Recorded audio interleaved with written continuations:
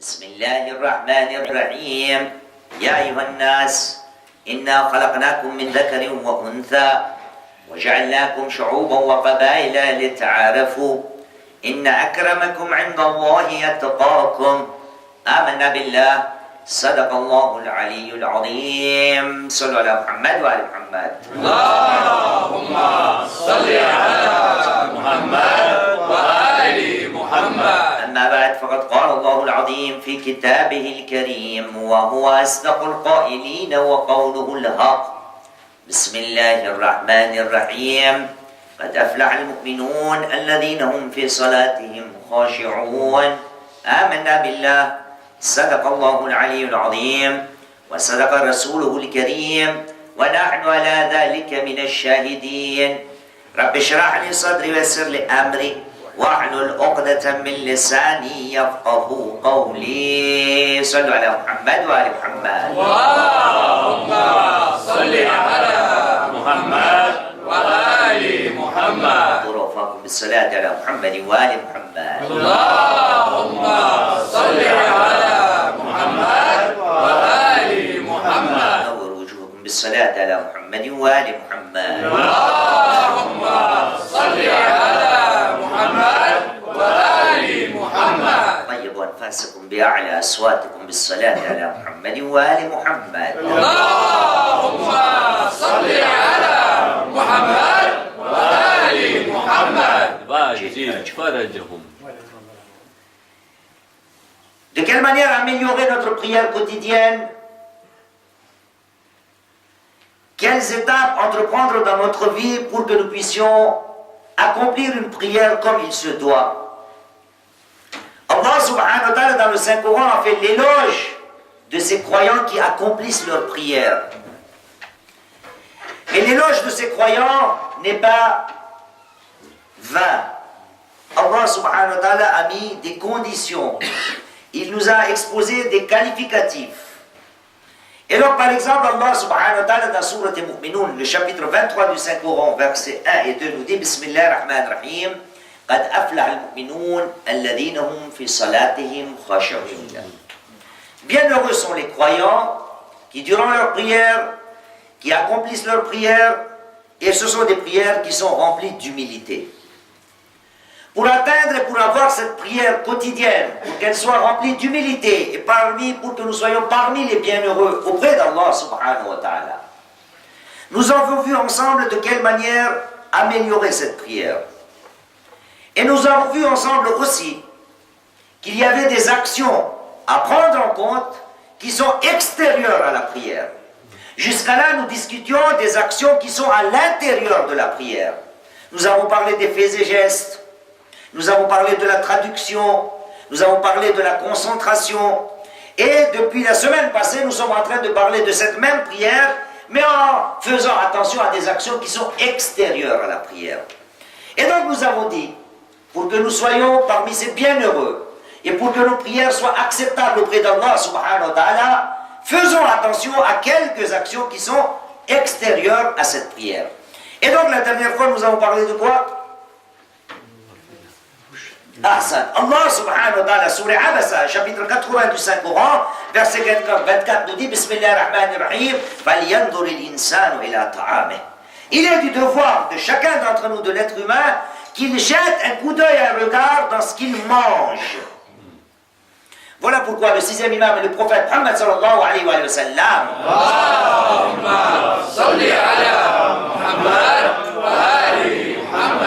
nous a dit Man akala luqmatan min al-haram, celui qui mange une bouchée de nourriture illicite, Allah subhanahu wa ta'ala ne va pas accepter ses prières, ses oraisons ni ses jeûnes durant 40 nuits et jours. Donc ça, c'est une action extérieure à la prière elle-même. Aujourd'hui, nous allons discuter d'une deuxième action qui, elle aussi, est extérieure à la prière, mais nous ne nous rendons pas compte. Nous essayons d'améliorer notre prière à l'intérieur de celle-ci, mais nous oublions ou nous omettons ou nous prenons à la légère ces actions qui sont tellement importantes et qui sont extérieures à la prière quotidienne. Et donc, par exemple, aujourd'hui, notre prophète Muhammad sallallahu alayhi wa sallam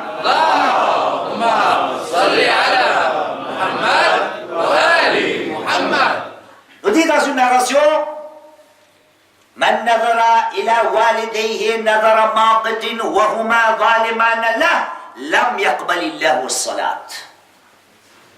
من نظر إلى والديه نظر ماقت وهما ظالمان له لم يقبل الله له الصلاة. Voyez-vous, nous avons déjà discuté. Si nous voulions améliorer cette prière, dans la prière elle-même, la prière voudrait, Allah subhanahu wa ta'ala voudrait que grâce à cette prière, nous devenions des humains. L'esprit humain doit être la plus haut placée dans notre prière quotidienne. L'humain, ô combien il est important dans cette prière. Je ne peux pas accomplir cette prière or que je manque d'humanité. Et jusqu'à quel point notre prophète, dans sa vie, nous a montré qu'il ne s'agit pas seulement d'un humain qui nous est proche. Il ne s'agit pas de prendre ou de faire attention à l'humain quand il s'agit de voir son cœur dans son fort intérieur. Non, il faudra même faire attention aux humains qui me sont très lointains. Et donc l'histoire nous relate qu'un de ces jours, et ce sont des narrations que vous avez déjà entendues, mais à moi de voir, moi qui accomplis la prière, je dois me poser cette question, et nous avons discuté ensemble que je dois me poser certaines questions. Après avoir accompli la prière, suis-je aussi égoïste? Suis-je aussi envieux? Si je suis égoïste vis-à-vis de mes prochains, si je suis envieux ou jaloux vis-à-vis de mes prochains, il y a un problème dans ma prière. Car Allah subhanahu wa ta'ala voudrait que grâce à la prière, je devienne un meilleur humain. Et qui était le meilleur humain d'Allah subhanahu wa ta'ala? Il s'agit de notre prophète.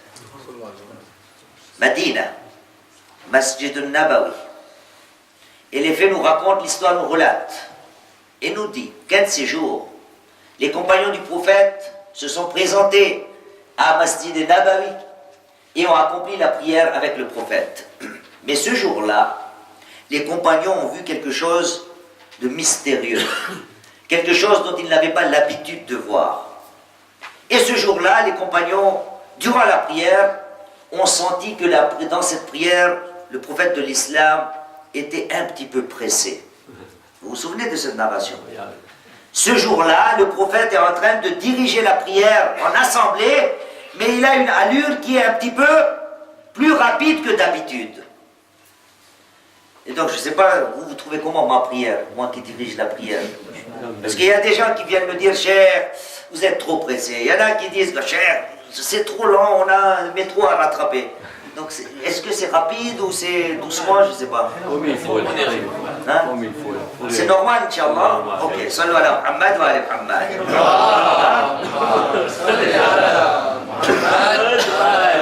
Et après, il y a toujours des petites plaintes. Il y en a un qui dit, tu récites pas Surat al-Jum'a. Il y en a un qui dit, tu récites Surat al-Kawthar. Il y en a un qui veut le plus grand, il y en a un qui veut le plus petit. Et donc, on ne peut pas satisfaire tout le monde. Ahsan, khayr, le prophète a dit, Ahsan, le prophète Muhammad sallallahu alayhi wa sallam,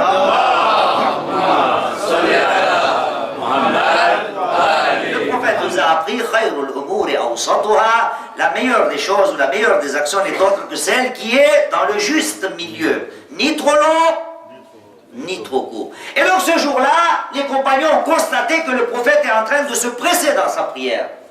Et après la prière, les gens sont venus voir le prophète en disant, Ya Rasulallah, nous n'avons jamais vu une telle allure durant l'accomplissement de cette prière. Qu'est-ce qui s'est passé aujourd'hui? Avez-vous un rendez-vous? Y a-t-il un problème au niveau de la santé?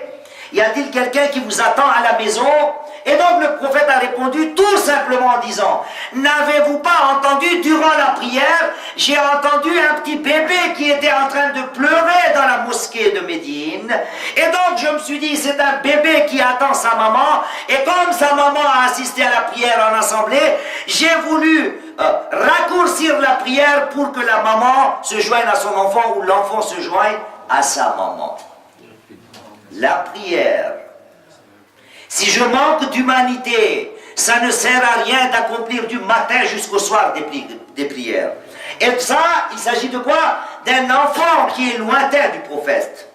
Mais aujourd'hui, nous allons vous parler des gens qui nous sont très proches. Et donc la narration que je vous ai citée, le prophète nous dit, Man nadhara nadhara maqatin ila ila walidayhi. Celui qui jette un regard rempli de haine. Celui qui jette un regard,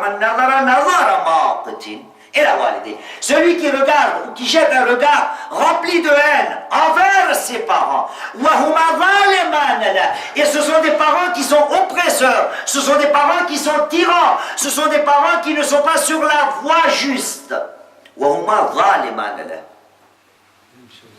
Même cela, le prophète dit, si je jette un regard rempli de haine vis-à-vis de mes parents, lam yaqbalillahu lahu as-salat. Allah subhanahu wa ta'ala ne va pas accepter la prière de celui-là ou de celui-ci, celui qui n'est pas en bon terme avec ses parents. Inch'Allah, il n'y aura pas ce genre de problème dans notre public ici. Mais ça arrive souvent, les problèmes dans les familles. Je ne suis pas en bon terme avec mon papa, avec ma maman, ou on va dire plutôt eux ne sont pas en bon terme avec moi. Ô combien les parents sont importants pour notre prière. Voyez-vous, la nourriture illicite, c'est quelque chose qui est extérieur à la prière, et pourtant Allah subhanahu wa ta'ala, ou le prophète de l'islam nous dit, c'est une action qui est extérieure à la prière, mais si tu veux améliorer cette prière, tu devras faire attention même à des choses qui sont extérieures à la prière. Sallu ala Muhammad wa ala Muhammad. Allahumma salli ala Muhammad wa ali Muhammad. Et moi, je parle toujours à partir du Saint-Coran. Je n'accuse personne. Mais si Allah subhanahu wa ta'ala l'a mentionné, c'est que beaucoup d'entre nous, et peut-être même une majorité, est touchée par cette action-là. C'est-à-dire le fait que de l'extérieur, en général, nous sommes en bon terme avec nos parents.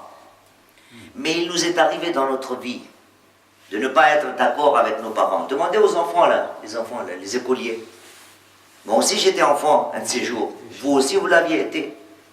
Mon père m'a dit, assieds-toi. Moi je dis, ah papa, mais je veux jouer. Ma maman m'a dit, fais tes devoirs. Et à ce moment-là, j'ai dit, ah mais celle-là, tout le temps en train de... Ouais, je cherche le mot pour ne pas être trop. Hein? Me saouler, en train de rouspéter. Et ainsi de suite. Écoutez bien ce verset du Saint-Coran. C'est un verset qu'on cite souvent dans nos assemblées. Et alhamdulillah, nous avons Hafid al-Quran, al-Hajj, Moudoud, et qu'Allah, Inch'Allah, le garde le plus longtemps, Inch'Allah. Sallu ala Muhammad wa ala Muhammad.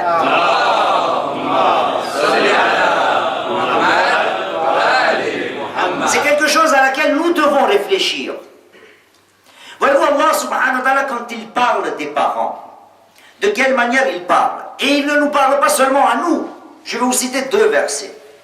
Et je peux en parler pendant longtemps. La première référence. Allah subhanahu wa ta'ala dans Surat Bani Israël, chez le chapitre 17 du Saint-Coran, versets 23 et 24. Il ne parle pas à nous. C'est un ordre d'Allah subhanahu wa ta'ala, même à son prophète, le prophète de l'islam. Même lui, Allah subhanahu wa ta'ala ne l'a pas laissé de côté. Allah subhanahu wa ta'ala, chapitre 17, versets 23 et 24 nous dit, Bismillahir Rahmanir Rahim, wa qada rabbuka la ta'budu illa iyya. Oh mon prophète, ton Seigneur a décrété, c'est un décret d'Allah subhanahu wa ta'ala, an la ta'budu illa iyya.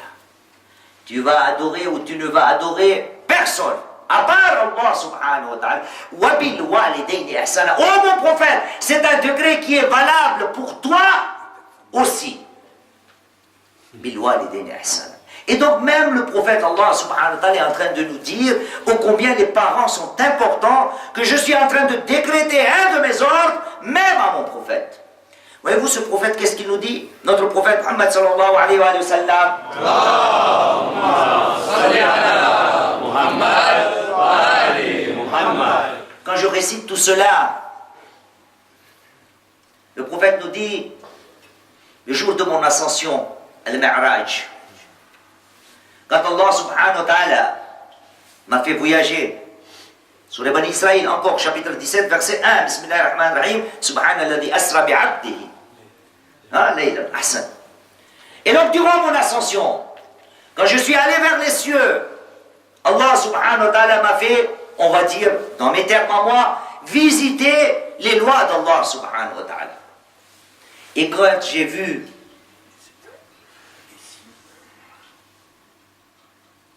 Lawh Mahfoud, là où Allah subhanahu wa ta'ala a mis cet écrit, j'étais en train de lire et qu'est-ce que je vois? Le prophète, qu'est-ce que je vois?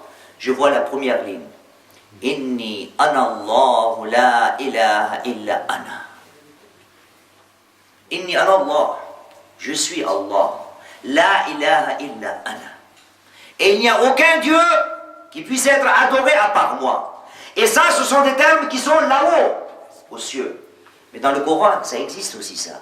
Allah subhanahu wa ta'ala, quand il a envoyé Nabi Moussa alayhi salam, al-Hajj il est là, chapitre 20, verset 14. Allah subhanahu wa ta'ala dit à qui? Au prophète Moussa. Au Moussa. Inni ana Allah la ilaha illa ana fa'budni wa aqim as-salat li dhikri. 20, 14. Sallu ala Muhammad wa ala Muhammad. Allahumma salli ala Muhammad wa ali Muhammad. Je suis Allah subhanahu wa ta'ala, la ilaha illa ana, il n'y a aucun qui puisse être adoré sauf moi. Fa'budni, adore-moi. Wa aqim as-salat, accomplis la prière en guise de mon souvenir. Et donc le prophète nous dit, Lawh Mahfoud, les lois d'Allah subhanahu wa ta'ala. Qu'est-ce que je lis? Première ligne, il n'y a autre que Allah subhanahu wa ta'ala qui puisse être adoré. Juste en bas, je me pose la question, Ya Allah, tu n'as pas mis salat, tu n'as pas mis som, tu n'as pas mis hajj, tu n'as pas mis zakat, khums, et ainsi de suite. Le prophète nous dit, le deuxième degré d'Allah subhanahu wa ta'ala. Qu'est-ce qui était écrit? Inni ana Allah ilaha illa ana. Man kana anhu walidahu radin, fa ana anhu radi. Wa man kana anhu walidahu sakhat, wa ana anhu sakhat. Deuxième degré d'Allah subhanahu wa ta'ala. Après son unicité, il s'agit des parents. Celui dont les parents sont contents de lui, Allah subhanahu wa ta'ala dit, je suis content de lui. Celui dont les parents sont mécontents de lui, Allah subhanahu wa ta'ala dit, je suis mécontent de lui. Moi j'accomplis la prière quotidienne et je ne me pose même pas la question, est-ce que je suis en bon terme vis-à-vis de mes parents? Et savez-vous que les parents, il n'y a pas que papa, maman. Hein? Dans l'islam, il y a beaucoup de catégories de parents. Si on va laisser de côté tout le monde, on va en prendre un seul. Il y en a beaucoup. Les oncles font partie des parents. Les tantes font partie des parents. Même les djars, les voisins sont considérés dans l'islam comme des parents. Tout ça, j'en parle même pas. Acheikh, celui qui est âgé dans la communauté, même celui-là est considéré comme un parent. Le professeur dans l'islam, celui qui m'enseigne quelque chose, est considéré comme un parent. Mais aujourd'hui, nous sommes en train de discuter que pour nos parents, comment dire ça, biologiques, génétique. Papa et maman.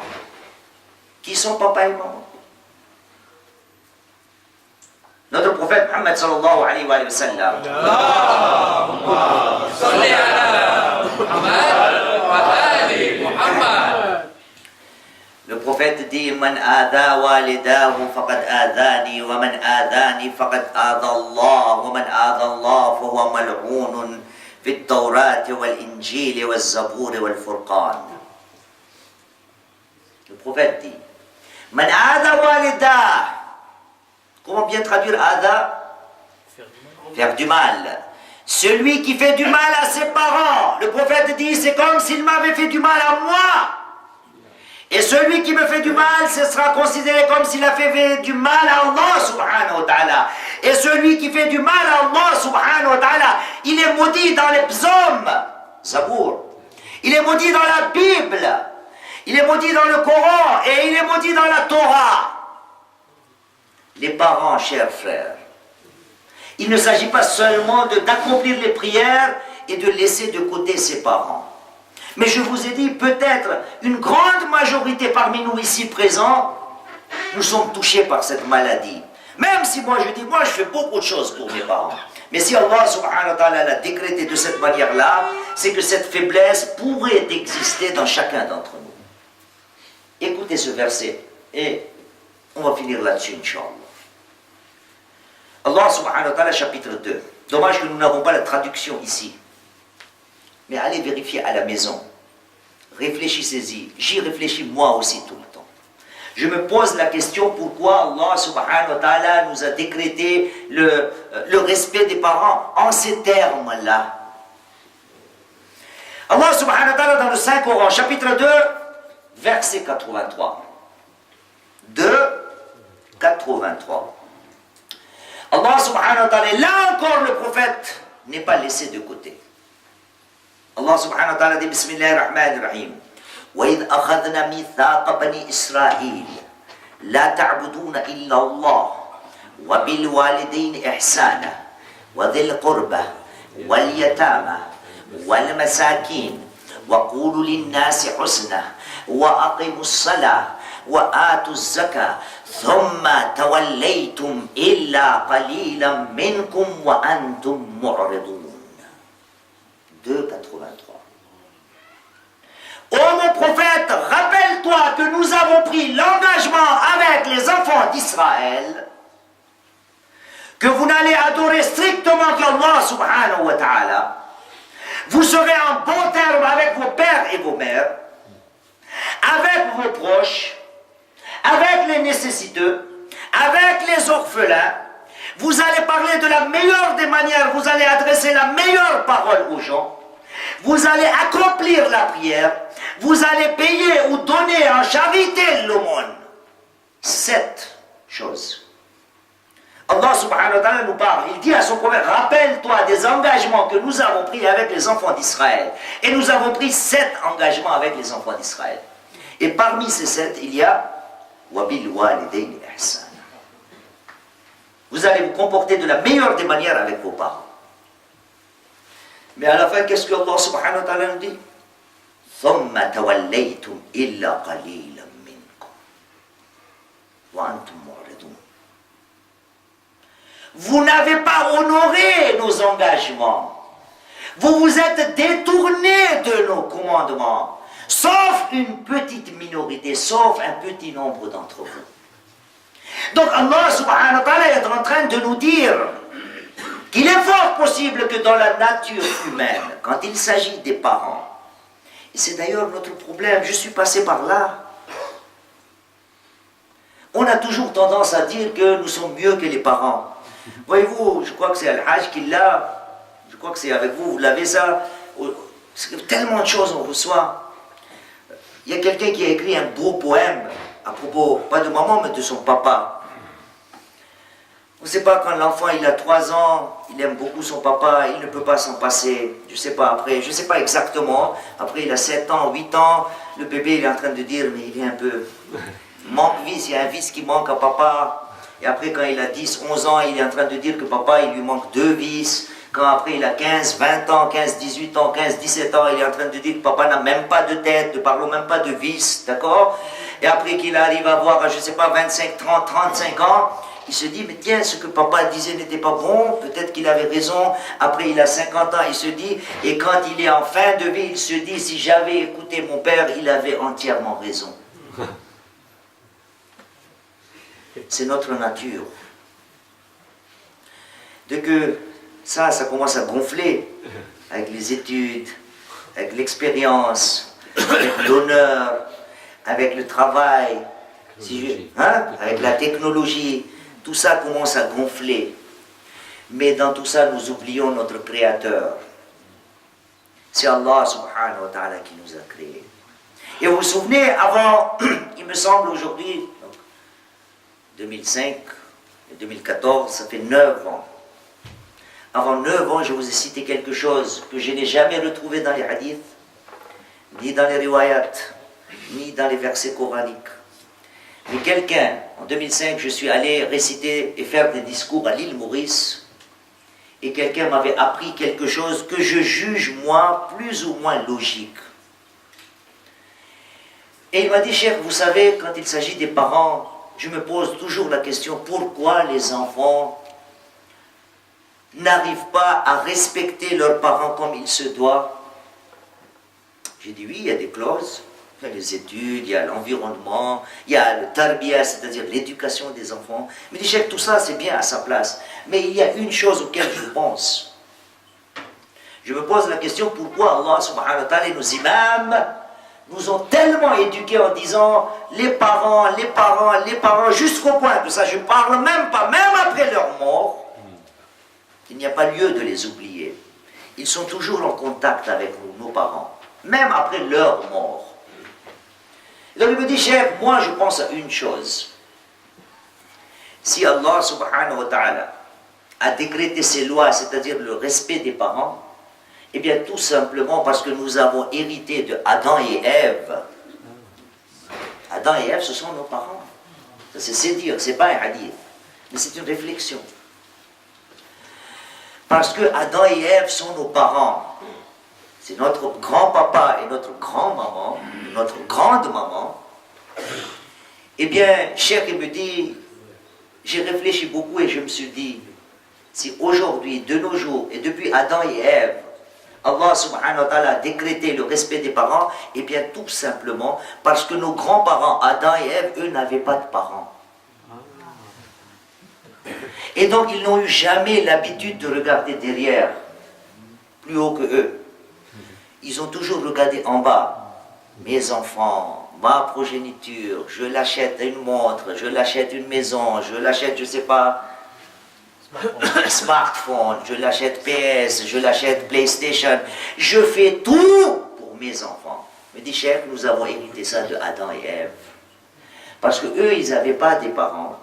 Donc, génétiquement parlant, en héritage, chacun d'entre nous, chaque être humain, a eu cette petite faiblesse. C'est de ne pas regarder derrière. Et donc, c'est pour ça il a fallu qu'Allah subhanahu wa ta'ala mette les points sur les i et insiste beaucoup sur le respect des parents. Notre sujet est la prière, chers frères. Le prophète a dit, Man nadhara ila walidi nadhara maqitin wa huma zaliman lah lam yaqbalillahu lahu as-salat. Va, Ali, Hassan, sallu ala Muhammad wa ala Allahumma salli ala Muhammad wa ali Muhammad. Alhamdulillah Rabbil Alamin. C'est bien, c'était Allah. Rabbana taqabbal minna innaka anta as-sami'ul alim. Bismillahir rahmanir rahim. Wal 'asr innal insana lafi khusr. إلا الذين آمنوا وعملوا الصالحات وتواصوا بالحق وتواصوا بالصبر. اللهم